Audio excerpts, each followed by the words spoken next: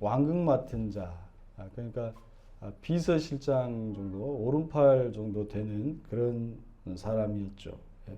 그러니까 성경은 엘리야 선지자의 이야기를 하는 도중에 아주 잠깐 그 사이에 오바댜라고 하는 사람의 이야기를 하고 있습니다.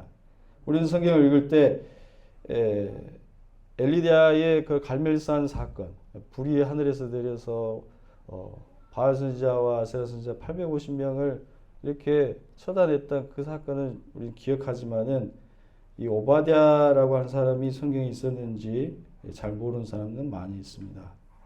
하지만 성경에는 주연과 조연이 따로 있는 것이 아닙니다. 오직 성경의 주인공은 오직 하나님이신 줄 믿습니다. 아무리 성경에 이렇게 짤막하게 나오는 엑스트라 같은 단역이어도 우리는 그 사람을 통해서 하나님의 역사의 드라마를 이루어가시는 것을 우리는 볼 수 있는 것입니다. 오늘 오바댜도 엑스트라 같은 단역이었지만 정말 중요한 일에 하나님께서 사용하시는 것을 볼 수가 있습니다. 오늘 우리와 같은 작은 교회도 또 우리 같은 작은 자도 하나님께서 우리를 사용하실 줄 믿습니다. 오늘 말씀에서 이 오바댜를 소개하면서 여호와를 지극히 경외하는 자라고 말씀하고 있습니다. 오바댜는 바알을 섬기는 가장 중심지에서 하나님을 섬기는 사람이었다라는 것이죠. 바알은 풍요만을 말해요. 풍요. 그러니까 바알은 비의 신이거든요. 그래서 비를 계속해서 거기는 이제 가물 지역이기 때문에 계속해서 비를 내려달라는 그런 기원을 바래서 이제 바알 신을 많이 섬깁니다. 그런데 하나님은 이른 비와 늦은 비, 그래서 시기적절하게 우리에게 주시는 은혜를 주시는 분이 바로 우리 하나님이십니다. 그래서 바알 신은 누구도 변화시킬 수 없어요. 누구도 어떤 사람의 신념을 변화시킬 수 없지만 하나님께서는 내가 하나님의 형상으로 그리스도의 형상으로 자라가고 변화되도록 우리를 변화시키는 주님이신 줄 믿습니다. 그런데 아합은 하나님보다 바알 신을 더 섬기는 사람이었어요. 그 이유는 이 아합도 북이스라엘 왕이었기 때문에 사실은 하나님을 섬겼어요. 처음에는 섬겼거든요. 그런데 이 옴리 그 아버지가 오므리였는데 오므리 왕이 이제 위에 페니키아라고 하는 큰 나라가 있었는데 이 페니키아가 우리가 이제 세계사에서도 보면 알지만은 무역의 나라거든요. 무역을 이렇게 배로 해가지고 한국 무역을 굉장히 많이 하는 그래서 큰 부를 누리게 되는 이 나라가 페니키아인데 성경에서 두로와 시돈이 그 페니키아입니다. 페니키아. 그래서 두로 왕이 옙바알이라고 하는 사람인데 바알을 지극하게 섬기는 사람이에요. 옙바알. 옙바알의 딸이 누구냐면 이세벨이에요. 그래서 이 오므리 왕이 자기 아들이 아합인데 그 페니키아의 교역을 편하게 하기 위해서 이제 화친을 맺고 이제 정략 결혼을 시켜버린 겁니다. 그래서 이세벨을 며느리로 삼아버린 거예요. 그래서 이세벨이 북이스라엘로 오면서 이 북이스라엘의 바알 신이 완전히 이제 득세하게 되었고 또 이세벨이 낳은 딸도 아달랴라고 하는 딸이 있는데 이 아달랴도 또 남왕국 그 여호람 왕과 결혼시켜요. 그래서 남유다의 바알 신이 들어가게 되는 계기가 되죠. 그래서 아달랴가 나중에 쿠데타를 또 일으키고 굉장히 그 권력욕과 물질욕이 강한 그런 신이 바로 이제 바알 신인 것이죠. 바알 신.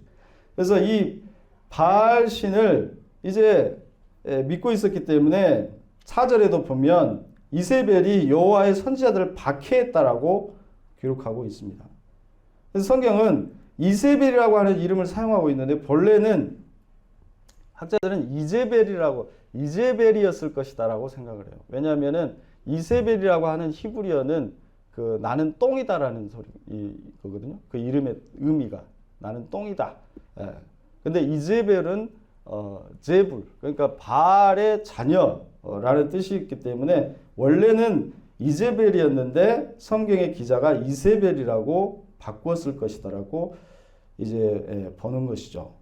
왜냐하면은 너무나도 바알을 이스라엘에 가져온 그 정말 그 나쁜 그 사람이었기 때문에 거기에 대한 감정이 이름을 표현할 때 나타났다고 볼 수 있습니다. 실제로 이세벨을 처단했던 예후 장군이 이제 나중에 왕이 되지만은 여러분 지난주에 성경 못 해가지고 제가 지금 좀 이야기를 하고 있는 겁니다.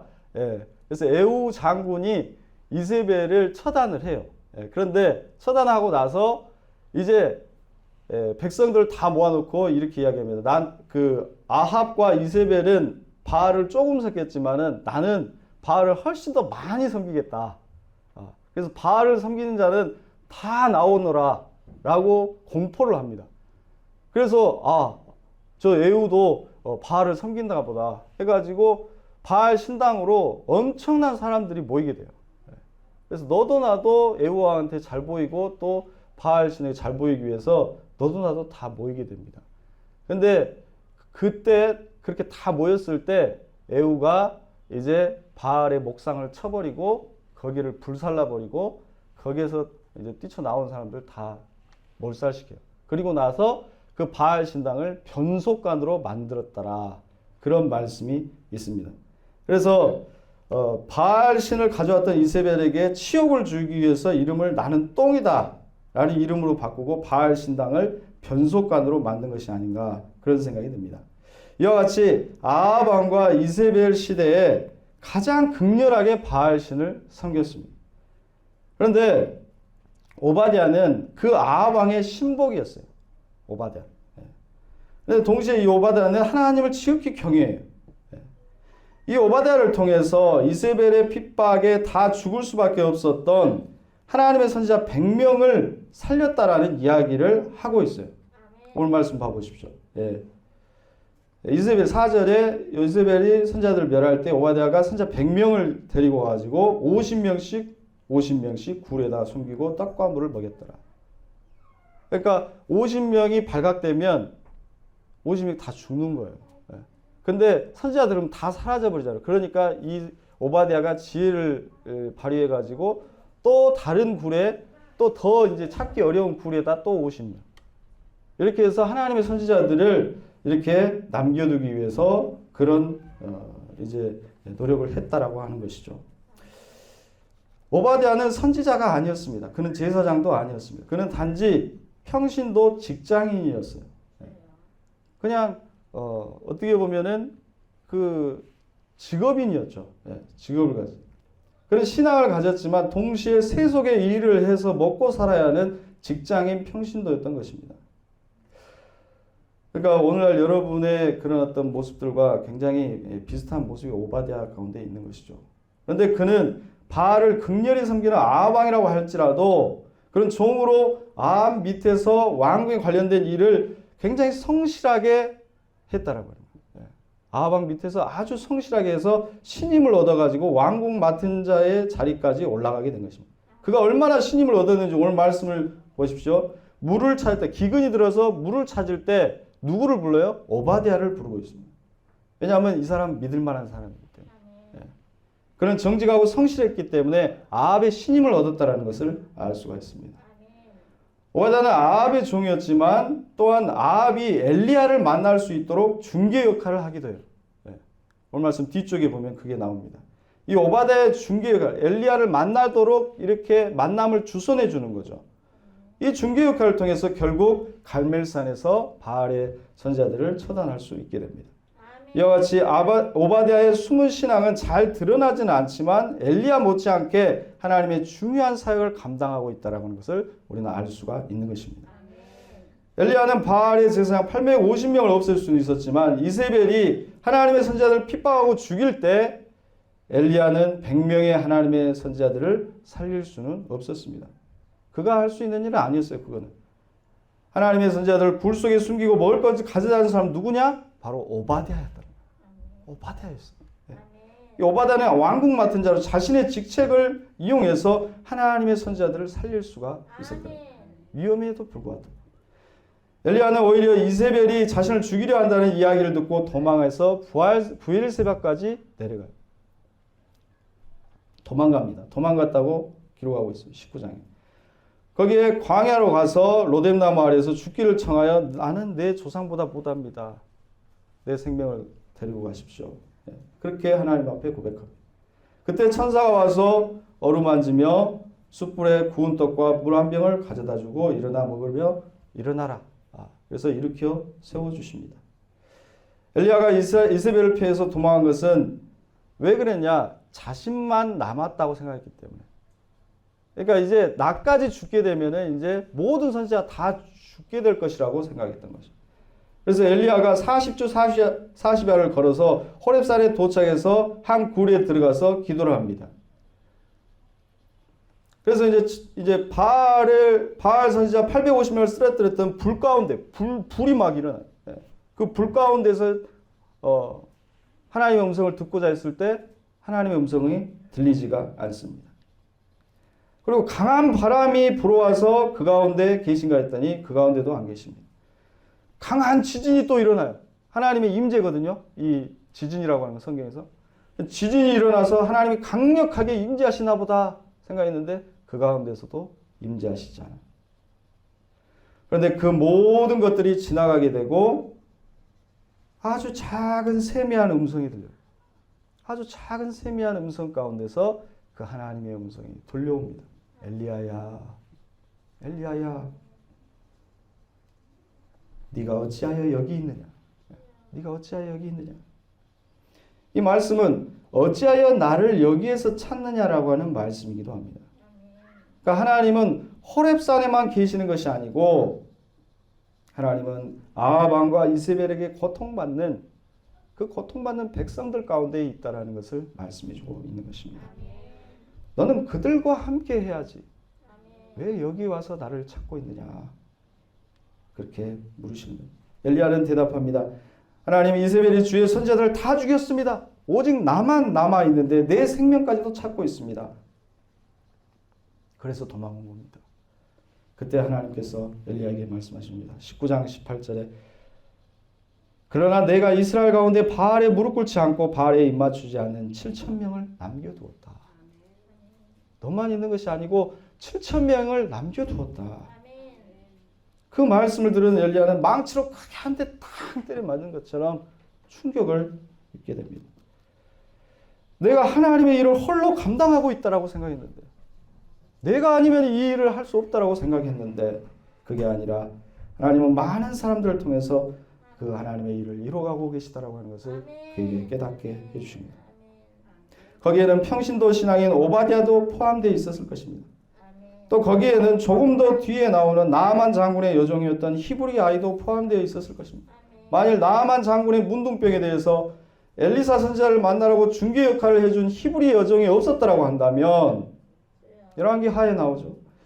나아만 장군의 요단강에 7번 씻은 후에 기적 같은 회복은 없었을 것입니다. 이 히브리 여종은 이방 나라의 나아만 장군의 부인의 여종이었지만 그의 삶의 자리에서 하나님을 섬겼던 거예요. 기회가 왔을 때 하나님을 증거하고 선지자에게로 나아만 장군, 엘리사 선지자가 있습니다. 그 선지자를 만나보십시오 라고 인도했던 것입니다. 만일 이 여종이 믿을 만한 사람이 아니었다고 한다면 일개 여종의 말을 듣고 나아만 장군이 군대를 이끌고 엘리사에게 나아가는 모험을 하지는 않았을 것입니다. 그녀는 삶 속에서 나아만에게 신뢰받는 여종이었던 것입니다. 이와 같이 우리의 신앙은 단지 교회 안의 신앙으로만 머물러서는 안 됩니다.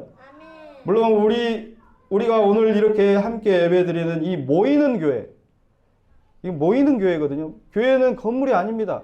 여러분 자신이 교회인 것이죠. 그래서 함께 모여서 예배드리는 공동체 예배, 이것은 굉장히 중요합니다. 이 모이는 교회를 통해서 우리는 공동으로 예배드리고 주님을 찬양하고 말씀을 공급받고 성령의 힘과 지혜를 우리는 공급받는 것입니다. 이 모이는 예배가 굉장히 중요합니다. 그러나 동시에 삶의 현실로 흩어지는 교회도 굉장히 중요하다는 것입니다. 삶의 현장으로 우리는 흩어져서 그곳에서 내가 하나님의 말씀을 통해서 알고 배우고 확신한 것, 그것을 신앙의 삶 속에서 실천하는 삶을 살아가야 될 줄로 믿습니다.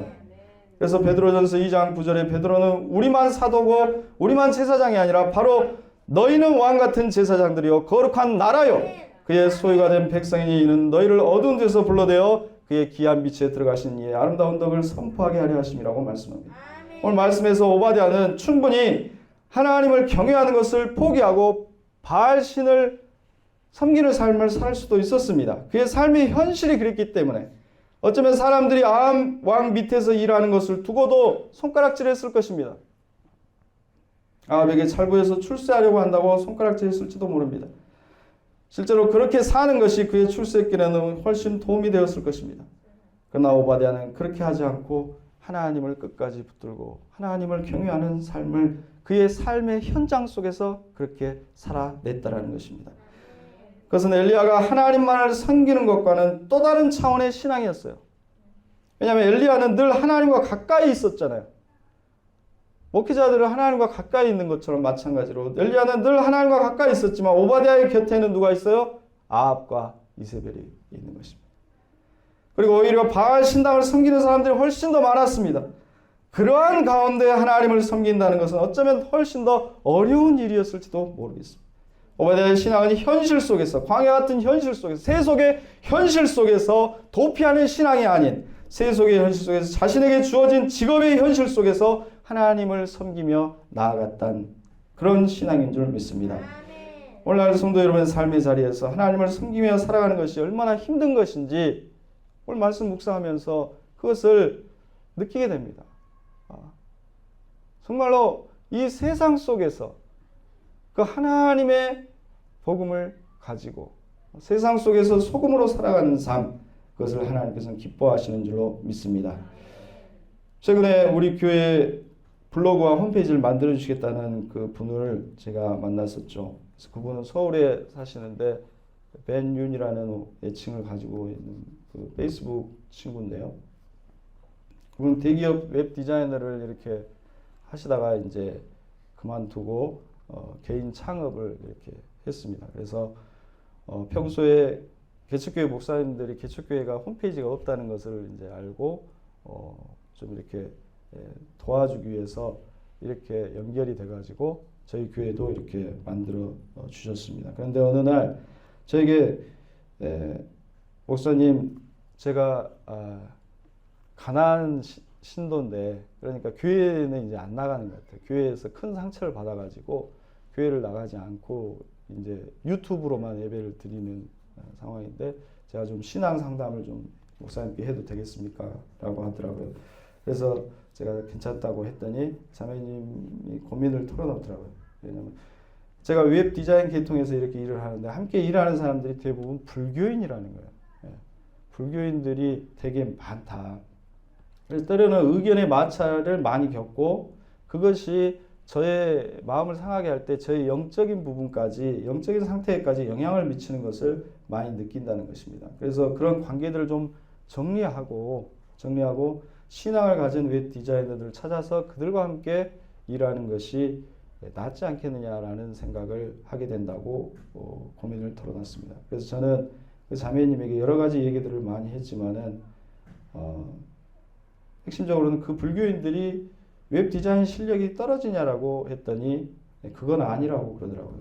그렇다면 특별히 인격적인 문제가 그 사람들 가운데 없다라고 한다면 불교인들하고도 의견을 조율하면서 같이 일할 수 있지 않느냐라는 생각을 말해 주었습니다. 그러면서 하나님께서는 우리를 세상의 소금으로 부르셨지 교회의 소금으로 부르시지는 않았다라고 말해 주었습니다. 자매님이 더 기도를 많이 해야 되고 더 신앙으로 무장하고 더 하나님의 말씀을 붙들고 하나님께 무릎을 꿇으라고 했습니다. 그래서 하나님께서 자매님을 통해서 그 사람들에게 복음의 선한 영향력을 끼칠 수 있게 하시기 위해서 그 사람들을 만나게 하신 것이 아니냐 그렇게 이야기를 해 주었습니다. 그랬더니 위로가 된다고 하시면서 제가 이제 유튜브로만 예배를 드려서 이제는 앞으로 좋은 교회 공동체를 들어가야 되겠구나. 내가 교회 공동체에서 함께 예배를 드려야 되겠다라는 생각을 하게 된다고 이야기를 하더라고요. 그래서 홀로 신앙생활을 하는 것은 아무래도 영적으로도 더 힘이 듭니다. 우리가 서로 기도해 주는 것, 이게 굉장히 중요하고 큰 힘이 되는 거예요.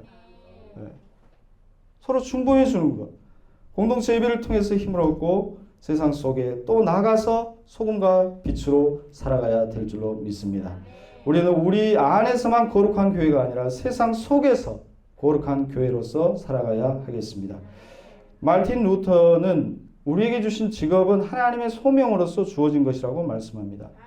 그래서 영어에도 직업이라고 하는 뜻하는 단어가 두 개인데 하나는 job이고 하나는 뭡니까? vocation이죠. vocation, voca라고 하는 것은 라틴어에서 그 부르다. 그래서 부름받은 사람. 그래서 vocation 하면은 우리가 하나의 부르심으로서의 직업이 있다라고 하는 것입니다. 그래서 루터는 이런 예를 듭니다. 어떤 청소부가 청소를 하면서 그냥 일로서 깨끗이 하는 것은 그냥 직업이지만, job이지만 이렇게 깨끗이 청소함으로써 내가 하나님의 창조 세계를 깨끗이 하고 사람들에게 기쁨을 준다라고 한다면, 그런 마음으로 청소를 한다라고 한다면 그것은 하나의 vocation, 소명이 된다라고 했습니다. 그래서 밖에서 쓰레기를 하나를 줍더라도 그런 마음으로 줍는다고 한다면 그것은 하나님이 기뻐하시는 일이 된다는 것입니다. 또 다른 예로서 이렇게 말하면 당신이 집에서 가족들을 위해서 하고 있는 잡다한 집안일도 마찬가지다. 그리고 가족의 건강을 위해서 좋은 요리를 하는 일들은 당신이 마치 하늘에서 하나님을 섬기는 일만큼 소중한 가치가 있다라고 말합니다. 그 이런 수도사들이 금욕 생활을 하는 것보다 더 귀한 찬양으로 하나님께 드려지게 된다라고 말하고 있습니다. 여러분들이 기도하고 교회에서 예배드리는 것만큼이나 여러분들이 가정에서, 사회에서, 직장에서 맡겨진 일들을 성실하게 감당하고 기쁨으로 감당하는 것은 동일하게 하나님께 드려지는 예배와 동일하다라는 것입니다. 물론 우리는 끊임없이 성공만을 향해서 달려가는 직업의식을 경계해야 합니다. 하지만 우리가 하나님 안에서 하나님께서 우리에게 주신 직업과 삶의 터전을 감사하게 생각하고 그 자리에서 최선을 다해서 살아가는 현실의 영성, 생활의 영성, 이것도 굉장히 중요하다는 사실을 믿으시기 바랍니다. 목회자건 평신도건 간에 교회 안에서만 머무는 신앙이 아니라 우리의 삶의 터전, 직장, 가정, 그리고 사업의 터전에서 믿음을 가지고 하나님의 은혜를 흘러보내는 그러한 은혜의 통로가 되어야 될 줄로 믿습니다. 그것이 하나님께서 원하시는 것입니다. 더치 취츠라고 하는 목사님께서 쓰신 다시 살아난 희망이라는 책에 보면은 한 할머니 이야기가 나오는데요. 이 할머니는 1965년 잠을 자다가 세상에 하나님의 소망을 전하라는 음성을 듣게 됩니다. 이 음성을 듣고 할머니는 너무나도 생생하게 하나님의 음성이 이렇게 들려지니까 잠이 오지 않아서 새벽 2시에 자녀들을 다 깨워서 손주들까지 깨워서 다 같이 모이게 합니다. 그래서 내가 이러이러한 음성을 들었는데 어떻게 하면 좋겠냐고 의견을 모았는데 한 의견이 종이에 하나님의 소망의 말씀, 성경에 나온 하나님의 소망의 말씀들을 종이에 다 적어가지고 그것을 콜라병에 넣어가지고 그것을 띄워 보내자. 그럼 소망을 말하는 것이 아니냐. 그런 의견을 내게 됩니다. 그래서 이제 좋다 해가지고 온 식구들이 돌아다니면서 콜라병을 200개 정도 주워 갖고 옵니다. 그래서 며느리들은 이제 하나님 말씀을, 소망의 말씀들을 기록을 하고, 그래서 이제 콜라병에 그것을 넣어서 코르케막으로 닫아서 이제 그것을 이제 플로리다 해변가에 띄웁니다. 그런데 놀랍게도 그 이후로 이 할머니 집으로 편지가 날아오기 시작했다고 합니다. 참으로 절망 가운데 있을 때 이 소망의 말씀, 그 폴라병 안에 들은 소망의 말씀을 듣고 다시금 살아갈 힘을 얻었다라는 그런 내용입니다. 그런데 이 할머니가 돌아가시고 나서도 한 편지가 왔는데 오하이오주에 사는 한 여인의 편지였다고 합니다. 남편이 큰 농사를 짓는데 트랙터가 전복돼 버렸어요. 그래서 트랙터가 전복되면서 남편이 갑작스럽게 죽게 된 거죠. 그래서 아이들 되게 많이 낳아가지고 11명의 아이들이 있었다고 그래요. 네. 그래서 이 여인이 11명의 아이들을 먹여 살려야 되는데 너무 앞이 암담해가지고 더 이상 살 힘이 없다라고 해가지고 이제 그 강물에 뛰어들려고 이제 아이들에게 편지를 남기고 강물에 뛰어들기 위해서 강가로 갑니다. 그런데 당시가 크리스마스 2주 전이라 강물이 꽝꽝 얼어 있었다고 합니다. 그래서 얼음을 깨기 위해서 내려가서 돌로 얼음을 이렇게 쾅쾅 깼는데 구멍이 팡 뚫리면서 그 구멍으로 그 콜라병이 마침 이제 올라온 것이죠. 그 콜라병 안에는 전도서 9장 4절 말씀이 들어있었다고 합니다. 누구에게나 소망이 있음은 산 개가 죽은 사자보다 낫기 때문이라 라는 말씀이 들어있었습니다. 그 여인은 내가 살아있다. 내가 하나님께서 생명을 주셨고 내가 살아있다라고 하는 그 소망을 다시금 깨닫게 되고 그때부터 다시 일어나 아이들에게 돌아갔다는 것입니다. 이 할머니의 콜라병 안에 있는 말씀으로 수많은 사람들이 하나님 안에서 소망을 얻게 된 것입니다. 오늘 우리는 내가 서 있는 자리에서, 내 직장에서, 내 일터에서, 내 가정에서 하나님의 음성을 듣고 하나님의 소망을 말하고 하나님의 은혜를 흘러보내는 삶을 살 수 있기를 바랍니다.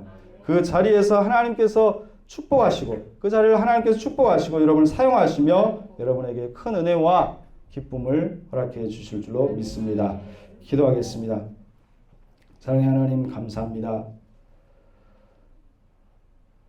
우리가 함께 예배드리는 이 모이는 교회만 중요한 것이 아니라 우리의 삶으로 흩어지는 교회도 소중한 신앙의 자리임을 알게 하시니 감사합니다.